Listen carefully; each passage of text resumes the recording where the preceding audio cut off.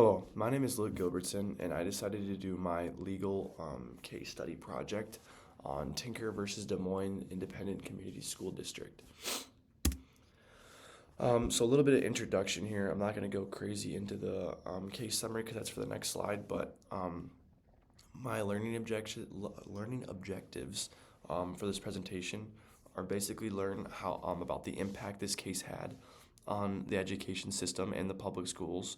Also discuss the legal rights of teachers and students. Okay, so case summary.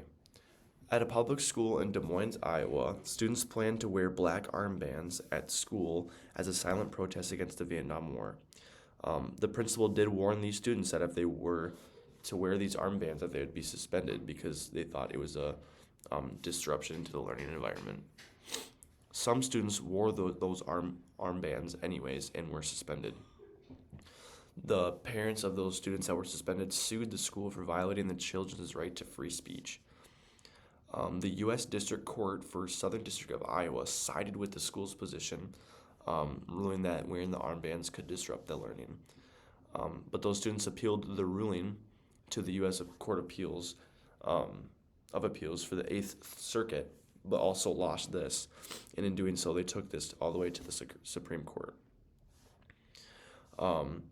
So my legal analysis some legal principles that were involved here was the First Amendment, so the freedom of speech. The court examined whether public school students retain their free speech rights while on the school grounds. The second one was balance between school rights and authority. The courts considered the balance between students' constitutional rights and also the school's duty to maintain that order and discipline in their school. And then the third one is kind of big here is the symbolic speech, and that basically refers to like the nonverbal expression intended to convey a message. So in this case, it would be the wearing of the black armbands to protest the Vietnam War. Some rights that were upheld. Some rights that were upheld were the students' right to free speech, and then also their symbolic speech was protected here. And then rights violated was the students' free expression. So the school violated the students' rights by banning the armbands and is suspending them for expressing their political beliefs in a non-disruptive way. So if I'm going to provide just an analysis on the conclusion of the case or the court's decision. So it ended up being a 7-2 decision in favor of those students, affirming their First Amendment right to free speech in public schools. The Supreme Court ruled that the black armbands worn by John Tinker, Mary Beth Tinker, and Christopher Edgart, who were those kids that wore the bands and got suspended, were a form of symbolic speech protected under the First Amendment.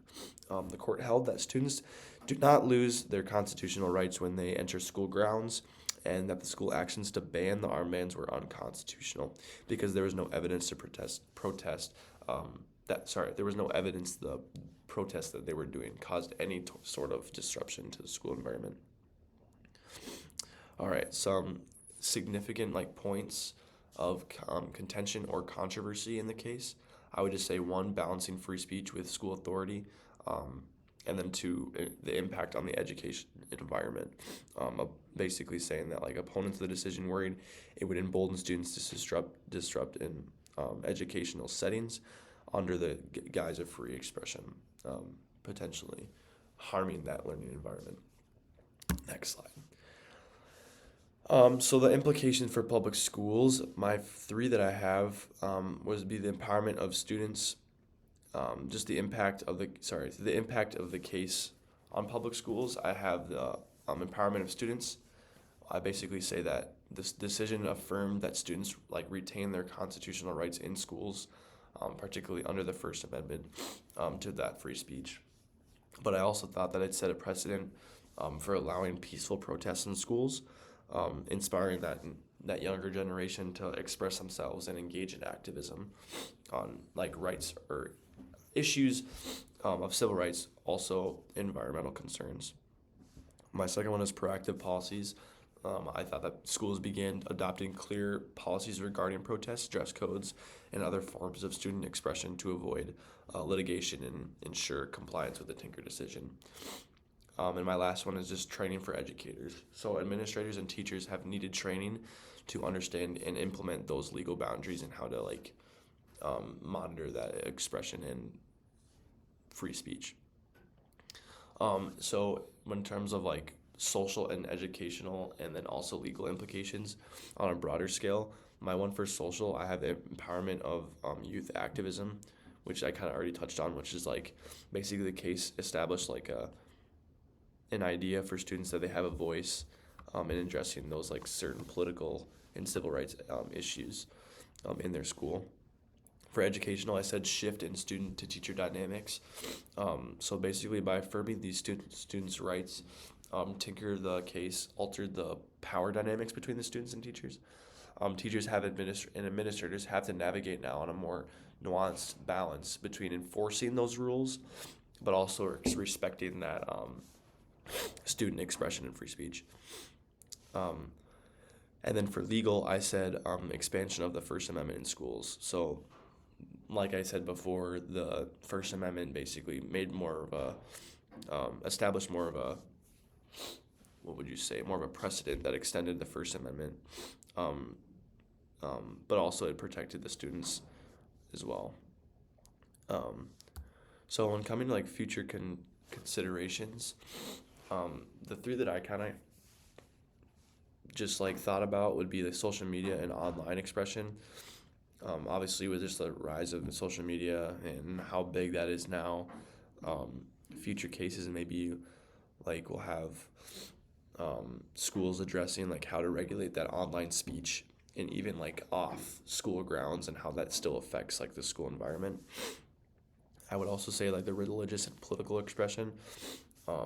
Schools are getting more diverse as years go by, and so how to regulate the expression of religion and those political beliefs as well.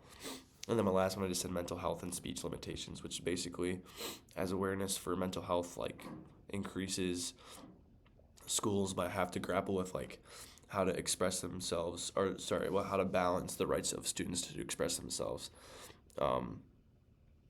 And basically, for instance, if a student expression is deemed harmful or to mental health or whatever that, future legal cases may need to examine if the schools have the right to intervene with that, without violating their free speech.